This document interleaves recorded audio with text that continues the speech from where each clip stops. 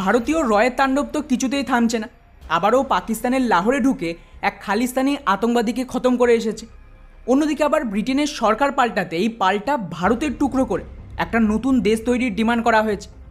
এছাড়াও আমেরিকার তরফ থেকে ভারতের এমকা যুদ্ধ বিমানের জন্য ভারতকে স্পেশাল ইঞ্জিনের অফার করা হয়েছে। আর তার সাথেই কিভাবে ভারত নিজেদের নিউক্লিয়ার অস্ত্রের পরিমাণ কন্টিনিউয়াসলি বাড়িয়ে চলেছে, যাতে চীনের প্রত্যেকটা শহরকে অ্যাটাক করতে পারে, সবটাই জানবো আজকের এই ভিডিওতে। তবে তার আগে অবশ্যই আমাদের চ্যানেলটিকে সাবস্ক্রাইব করে আমাদেরকে সাপোর্ট করবে। তো বন্ধুরা, আমাদের প্রথম আপডেট রয়েছে মানুষবিহীন হেলিকপ্টার নিয়ে, যেখানে ভারতের এইচএএল এবার এমন এক ধরনের হেলিকপ্টার তৈরির পরিকল্পনা করছে যাকে অপারেট করার জন্য কোনো রকম পাইলটের প্রয়োজন পড়বে না। অর্থাৎ এটা অনেকটা ড্রোনের মতন আনম্যান চপার হবে। ইন্টারেস্টিং ব্যাপার হলো, ইন্ডিয়ান ডিফেন্স রিসার্চ উইংসের দাবি অনুযায়ী এই মুহূর্তে এইচএএল আমাদের স্বদেশি ধ্রুব হেলিকপ্টারের ওপর স্টাডি করছে, যাতে এই হেলিকপ্টারকেই মডিফাই করে একটা আনম্যান হেলিকপ্টার তৈরি করা যায়। এর সুবিধা হলো বেসিক কাজ, যেমন ধরুন সার্ভিলিয়ান্স থেকে শুরু করে কার্গো ডেলিভারির মতো একাধিক কাজে এই হেলিকপ্টার অপারেট করতে পারবে। স্পেশালি ভারতের হাই অল্টিটিউড এরিয়াতে অনেক সময় খারাপ কন্ডিশনের জন্য হেলিকপ্টার ক্র্যাশ করে। সেক্ষেত্রে যদি মানুষবিহীন এই হেলিকপ্টার ভারত তৈরি করতে পারে, তো ডেফিনেটলি এটাকে কাজে লাগিয়ে এই ধরনের পরিস্থিতিতে কার্গো ডেলিভারি করা সম্ভব বিনা পাইলটের জীবন বিপদে ফেলে। আর শুধু তাই নয়, ভবিষ্যতে আমাদের অ্যাটাক হেলিকপ্টারেরও একটা আনম্যান ভার্সন বানানো সম্ভব, যা শত্রুর ওপর অ্যাটাকের দরুন ব্যাপক সুবিধা দেবে। যদিও এর ওপরে সবে স্টাডি হচ্ছে, এখন দেখা যাক যে অ্যাকচুয়ালি এর উপর কাজ কবে শুরু হয়। যাই হোক, এবারে আসে আমাদের নেক্সট আপডেট, আর তা হলো খালিস্তানিদের নিয়ে। তো বন্ধুরা, হালেই ব্রিটেনের সরকার পাল্টে গেছে, যেখানে এবার ঋষি সুনাককে হারিয়ে ক্ষমতায় এসেছে লেবার পার্টি, যারা কিন্তু মেনলি ভারত বিরোধী, specially anti Hindu political party বলতে পারে। আর এই পার্টি ক্ষমতায় আসতে না আসতে ওখানে থাকা খালিস্তানি আতঙ্কবাদীরা মাথাচাড়া দিয়ে উঠেছে।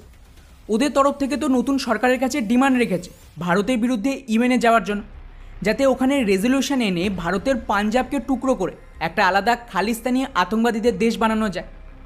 কিন্তু মুশকিল হলো, ব্রিটেনে যারাই ক্ষমতায় আসো, ভারত ছাড়াতে ওদের গতি নেই। কেননা ব্রেক্সিটের পর এখন ইউকে ভারতের সাথে ফ্রি ট্রেড এগ্রিমেন্ট করতে না পারলে ওদের দেশের ইকোনমি কোল্যাপস হয়ে যাবে। এমনকি ব্রিটেনকে সার্ভাইভ করার জন্য ভারতের মার্কেট দরকার, তাই ওরা এই মুহূর্তে ভারতের বিরুদ্ধে খুব বেশি কিছু বলার মতন অবস্থায় নেই। আর শুধু তাই নয়, যা পরিস্থিতি তাতে ভারত ভাঙা তো ভুলেই যান। স্কটল্যান্ড থেকে শুরু করে আয়ারল্যান্ড, এগুলো এখন ব্রিটেন থেকে ভাঙার জন্য রেডি হচ্ছে, এবং যে পরিমাণে বিরোধ হচ্ছে তাতে কিন্তু 2030-এর আগে ব্রিটেন ভেঙে যাওয়ার অনুমান করা হচ্ছে। কিন্তু বন্ধুরা, এখানে টুইস্ট হলো, এদিকে ব্রিটেন হয়তো কিছু করতে পারবে না, তবে আমাদের নিজের দেশের আইন নিজেরাই কিন্তু খালিস্তানিদের শক্তিশালী করছে। মেন খালিস্তানি লিডার অমৃতপাল সিং, যাকে গত বছরে জেলে বন্দি করা হয়েছে ইউএপিএর আন্ডারে, তাকে প্রথমে ইলেকশন লড়ার পারমিশন দিল। এখন ইলেকশন জেতার পর এই কোর্টের তরফ থেকে সরকারের বিরুদ্ধে রায় দিয়েছে যে একে তো আটকে রাখলে হবে না। আতঙ্কবাদী তো কী হয়েছে, এখন 4 দিনের জন্য ওকে ছেড়ে দেওয়ার আদেশ দিয়েছে, যাতে শপথ নিতে পারে এমপি হিসেবে। আর লেটেস্ট রিপোর্ট অনুযায়ী না কেবল এই খালিস্তানি আতঙ্কবাদী, বরং ইসলামিক জেহাদি রাশিদ, যে কাশ্মীরে আতঙ্কবাদীদের ফান্ডিং করত কাশ্মীরকে ভারত থেকে আলাদা করার জন্য, তাকেও কিন্তু স্পেশালি কোর্টের অর্ডারে ছাড়তে হয়েছে এমপির শপথ নেওয়ার জন্য।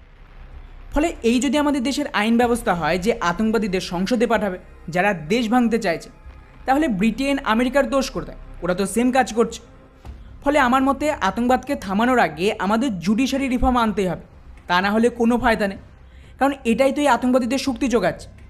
বাকি এই বিষয়ে আপনাদের কি মতামত নিচে অবশ্যই কমেন্ট করে জানাবেন। যাই হোক, এবারে আসে আমাদের নেক্সট আপডেট এমকার ইঞ্জিনকে নিয়ে, যেখানে আমেরিকার তরফ থেকে ভারতকে নতুন অফার দিয়েছে, যাতে ভারত আমেরিকা মিলিতভাবে এই এমকার জন্য ইঞ্জিন বানাতে পারে। অলরেডি ভারত এই ইঞ্জিনের জন্য ব্রিটেন আর ফ্রান্সের সাথে কথাবার্তা চালাচ্ছে, কিন্তু আমেরিকার কোম্পানি এটা বুঝে গেছে যে ডলারাইজেশন হয়ে গেলে আমেরিকার ইকোনমিক পতন তো নিশ্চিত। এই কারণে নতুন মার্কেট লাগবে, তাই যারা কিছু বছর আগেও ভারতকে ইঞ্জিন টেকনোলজি দিতে রাজি ছিল না, আজ তারা নিজেরাই ভারতকে অফার করছে জয়েন্ট ডেভেলপমেন্টে। যদিও এখানে খুব বেশি ইনফরমেশন তো সামনে আসেনি, তবে রিপোর্ট অনুযায়ী আমেরিকার তরফ থেকে ভারত সরকারের সাথে এ বিষয়ে কথাবার্তা চালাচ্ছে। যদি আমেরিকার তরফ থেকে ফুল টেকনোলজির সাথে আইপি রাইটস দিতে রাজি হয়, তাহলে মেবি ভারত এই অফার কনসিডার করতে পারে। তবে পার্সোনালি আমার মতে ভারতের ফ্রান্সের অফারকে অ্যাকসেপ্ট করা উচিত, কেননা আমেরিকা কোন সময় ভারতকে ধোকা দেবে সেটা তো বোঝা মুশকিল। এখন দেখা যাক আগে কী হয়। তবে আমি এটুকু গ্যারান্টি দিতে পারি, গতকালের ভিডিওতে আমি যেমনটা বলেছিলাম যে ভারতের মেজরিটি ডিফেন্স এক্সপোর্ট এখন আমেরিকার ইউরোপের মতন দেশে হচ্ছে, ওদের সাপ্লাই চেন ধীরে ধীরে ভারতে ট্রান্সফার হচ্ছে এবং একই সাথে মেজরিটি আমেরিকার ডিফেন্স কোম্পানি ভারতে পালিয়ে আসার জন্য রেডি হচ্ছে, যেভাবে ওরা দ্বিতীয় বিশ্বযুদ্ধের পর ব্রিটেন ছেড়ে আমেরিকায় পালিয়ে আসে। ফলে দেখতে থাকুন, এই ডলারাইজেশন যত এগোবে তত বেশি মজা বাড়বে। যাই হোক, এবারে আসি আমাদের নেক্সট আপডেট পাকিস্তানকে নিয়ে, যেখানে আবারও ভারতীয় রয়ের আতঙ্ক শুরু হয়ে গেছে। এই রিপোর্টটা দেখুন। 1981 সালে ভারতীয় বিমান হাইজ্যাকের যে মাস্টার মাইন্ড ছিল গাজেন্দার সিং খালসা, তাকে নাকি লাহোরে মৃত অবস্থায় পাওয়া গেছে।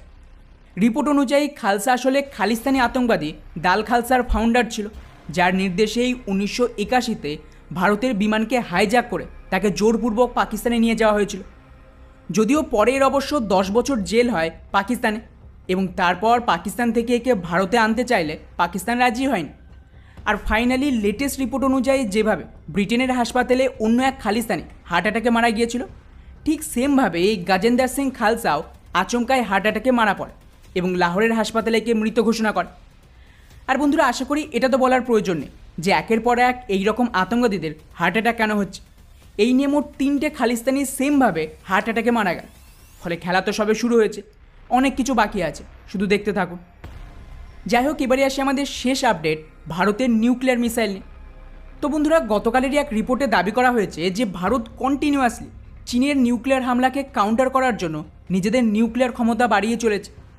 কিছুদিন আগেই তো সিপ্রি রিপোর্টেও এমনটা দাবি করা হয়েছিল যে ভারত খুবই সিক্রেটলি নতুন ক্যাটাগরির নিউক্লিয়ার মিসাইল না কেবল সেনাতে সামিল করেছে, বরং তার সাথেই অতিরিক্ত নিউক্লিয়ার ওয়ারহেডকেও যুক্ত করছে।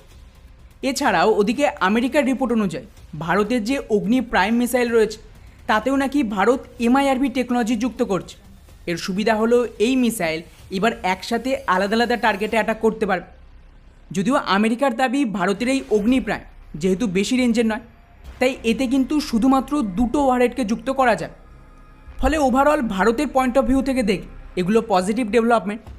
ভারতের তরফ থেকে নিজেদের মিসাইল ক্ষমতাকে সিক্রেটলি ইনক্রিজ করলেও কোনো রকম অফিসিয়াল কনফার্মেশন দিচ্ছে না।